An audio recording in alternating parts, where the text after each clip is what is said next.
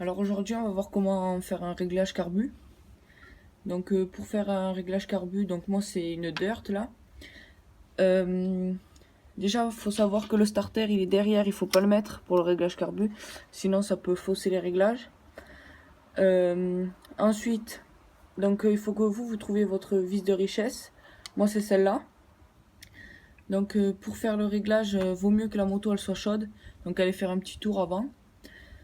Donc pour attaquer le réglage, il faut que la vis de richesse, donc elle n'est pas placée pareil sur tous les carbus, il faut la serrer au maximum, puis après la desserrer de 2 tours et demi, puis après vous pouvez démarrer la moto et et la serrer la vis jusqu'à ce que le ralenti il arrête d'accélérer.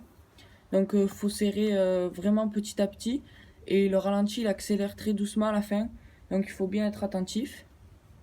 Après, pour régler pour savoir, quand on serre la vis de richesse, eh bien, on diminue l'arrivée d'essence et quand on desserre, on l'augmente. Donc c'est pour ça, pour faire les réglages, il faut bien être attentif.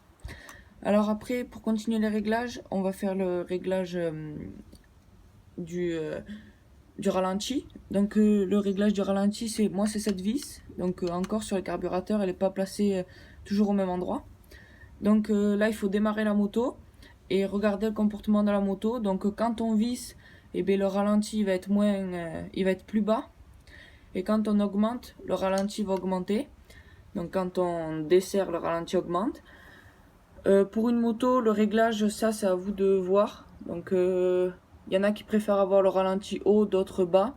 Le mieux c'est d'être entre les deux, donc que la moto qu'elle soit pas trop accélérée, ça peut l'abîmer, et qu'elle soit pas trop basse parce que sinon elle va caler souvent.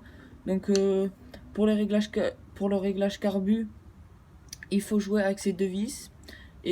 Donc s'il y a encore des problèmes pour le carburateur une fois que le réglage il est fait avec ces deux vis, donc c'est à l'intérieur, si les gicleurs, il y a les gicleurs qui sont plus gros ou moins gros, ça c'est à vous de voir. Voilà, le réglage carburateur est fini et la moto a un bon réglage pour bien marcher.